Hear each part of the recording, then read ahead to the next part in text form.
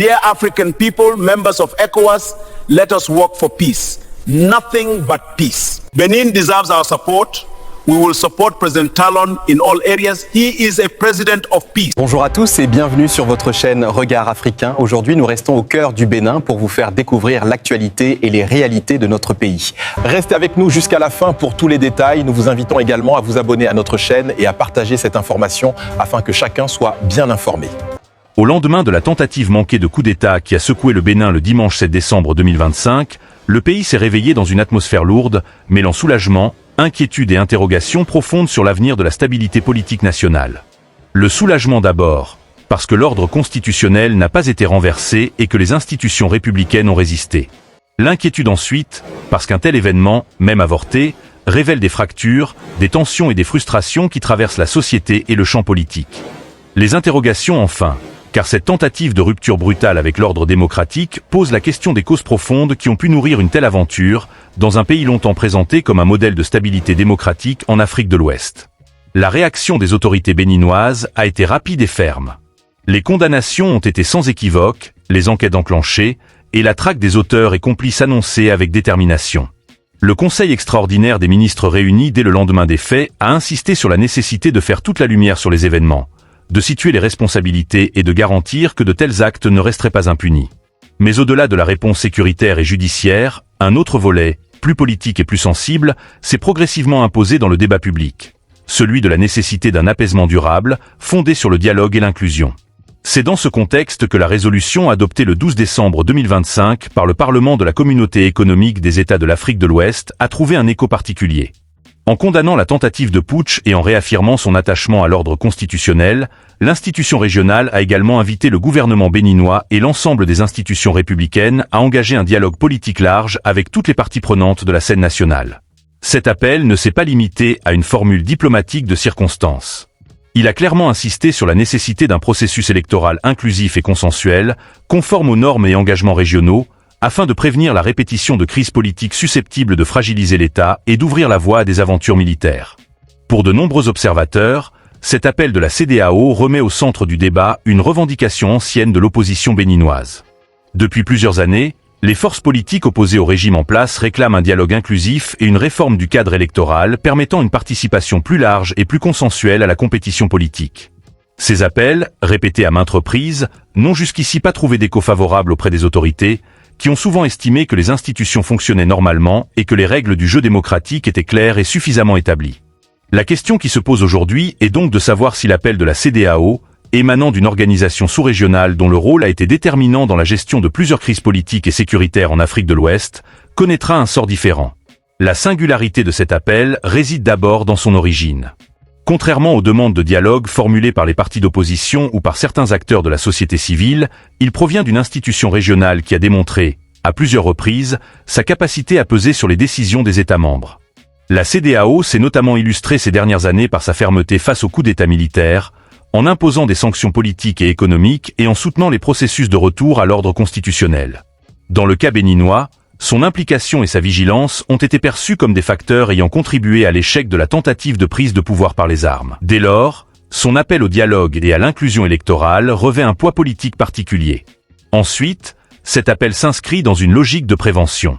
Il ne s'agit pas seulement de condamner un acte passé, mais de s'attaquer aux causes structurelles et politiques susceptibles de favoriser l'émergence de telles crises. Le Parlement de la CEDEAO semble ainsi considérer que la stabilité durable ne peut reposer uniquement sur la force des institutions sécuritaires ou sur la répression des actes illégaux, mais aussi sur la capacité du système politique à intégrer les différentes sensibilités, à canaliser les frustrations et à offrir des espaces d'expression et de participation équitables.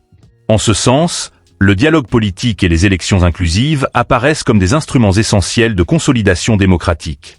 La question de l'introspection, souvent évoquée dans les analyses post-crise, est également au cœur de cette dynamique.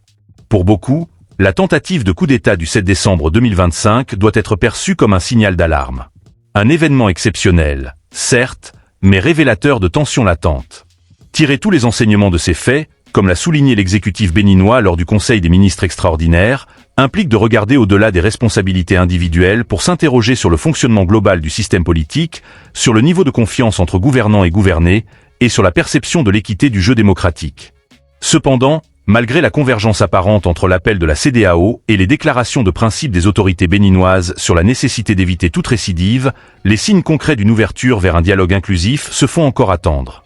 À ce stade, aucune annonce officielle n'a clairement indiqué la mise en place d'un cadre de concertation élargi associant l'ensemble des forces politiques, y compris celles qui se sentent marginalisées. Cette absence de signaux nourrit le scepticisme de certains acteurs, qui redoutent que l'appel régional ne soit accueilli avec politesse mais sans suite réelle. D'autres, en revanche, estiment que le contexte a profondément changé et que le régime en place ne peut ignorer indéfiniment une recommandation émanant d'une organisation régionale aussi influente.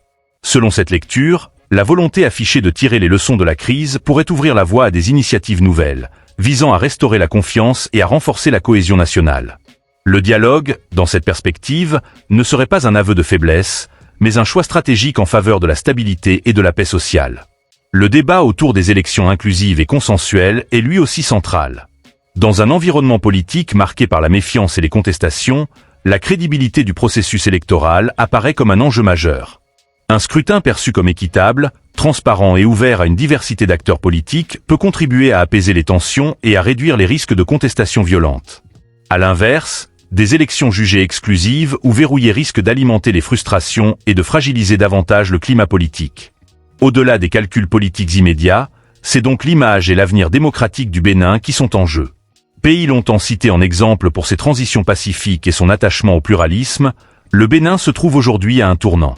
La manière dont sera traité l'appel de la CEDEAO au dialogue et à l'inclusion électorale constituera un indicateur fort de la capacité des acteurs politiques à dépasser les clivages et à privilégier l'intérêt général. Dans ce contexte, l'opinion publique observe avec attention les gestes, les paroles et les décisions des dirigeants. Beaucoup aspirent à un climat politique plus apaisé, où les divergences peuvent s'exprimer sans crainte et où les règles du jeu sont acceptées par tous. La tentative de coup d'État, bien que déjouée, a rappelé que la stabilité n'est jamais acquise définitivement et qu'elle nécessite un effort constant de dialogue, de justice et d'inclusion. Ainsi, l'appel du Parlement de la CEDEAO ne peut être réduit à une simple recommandation formelle. Il s'inscrit dans une vision plus large de prévention des crises et de consolidation démocratique à l'échelle régionale. Reste à savoir quel sort lui sera réservé au Bénin. Sera-t-il l'occasion d'un véritable aggiornamento politique, capable de renforcer l'unité nationale et de prévenir de nouvelles tensions, ou rejoindra-t-il la longue liste des appels restés sans lendemain? De la réponse à cette question dépend en grande partie la capacité du pays à transformer une épreuve grave en opportunité de renouveau démocratique et de paix durable. Dear African people, members of ECOWAS, let us work for peace. Nothing but peace. Benin deserves our support. We will support President Talon in all areas. He is a president of peace.